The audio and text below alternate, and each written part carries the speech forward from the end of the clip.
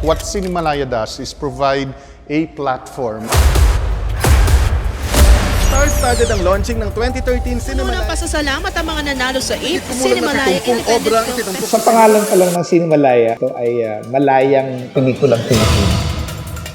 Nung nag-start kami ng Cinemalaya noong 2005, I think nakahanap ako ng home. The festival encourages all of these voices. The success of Cinemalaya for the past 20 years is because of forming that whole community.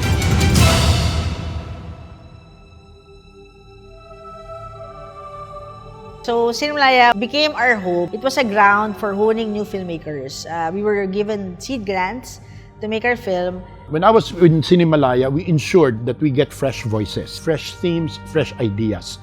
We make sure that every year there is a proper curation of the kinds of films that we will offer to the public.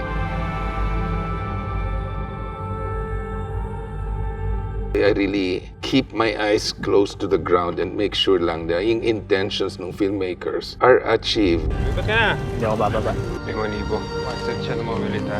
More than the fame, more than the ego of being an actor, it is more important na mabigyan mo ng buhay yung karakter at mabigyan mo siya ng buhay para maintindihan ng tao na ito po yung mga nangyayari sa ating mga kababayan, ito po yung mga buhay nila na hindi natin didinig, nakikita.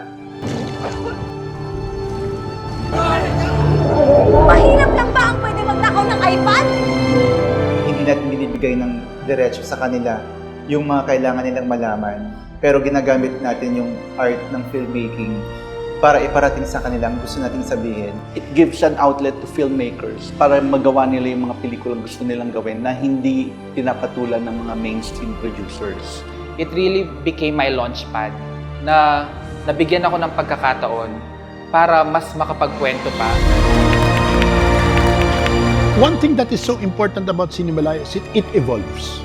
Ang pelikula kasi ay hindi lamang para mag-entertain ng tao. Ang magandang pelikula ay nagbibigay ng pagkakataon na mag-question ang mga audiences tungkol sa mga tema na binabahagi nito. Cinemalaya is very particular with that. Sa Cinemalaya, ka makakapanood ng mga bago at mga fresh na mga films na otherwise hindi mo naman mapapanood elsewhere. Siyempre, katuparan ng pangarap yun. Inayos ko talaga yung trabaho ko bilang screenwriter. Kaya palang manalo.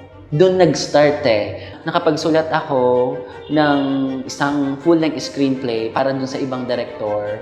Tapos nanalo siya. Hindi naman dahil nanalo siya, go-go ka, kundi it's a validation for me na yung pagsusulat ay kaya kong i-continue. Because I was asking them na, totoo ba to? Is this real? Kasi from a probinsyano filmmaker, na at that time hindi mo pa sure kung am I really a filmmaker? Tapos nanalo ka nun. Congratulations to everyone!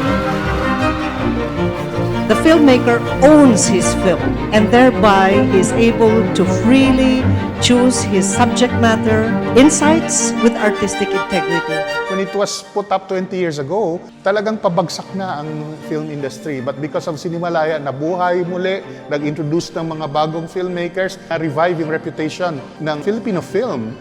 Cinemalaya is a very effective source of developing an audience, developing filmmakers, and developing a film community which is primarily Filipino but carrying international caliber and international quality in its messages. Sa 20 years kong experience with Cinemalaya, I think nakita ko yung kung saan talaga siya nagmula at kung saan na siya ngayon. At I think kung ano din yung trajectory ng kung saan siya papunta. Sa hinaharap, ito ang pagtutuunan ng pansin hindi lang ng mga manonood ng Pilipino, kundi ng mga kahit mula sa ibang bansa upang makakita ng mga bagong pamamaraan ng pagkukwento sa pamamagitan ng pelikula. Kailangan ka nubon mag-aral.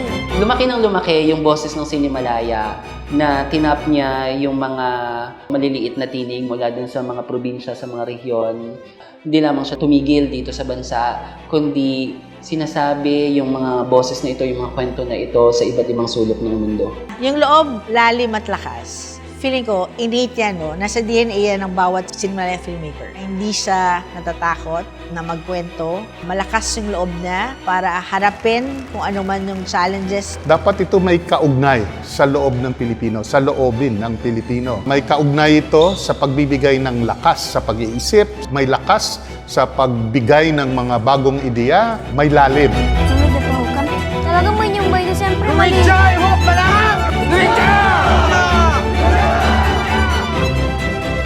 Mabuhay ang malayang pelikulang Pilipino. Mabuhay ang Cinemalaya. Do not lose that flame to communicate, that burning desire, obsession, and passion to share your stories. We gave priority to Cinemalaya because we find that Cinemalaya is one of the most effective sources, if not the most effective source of finding these films.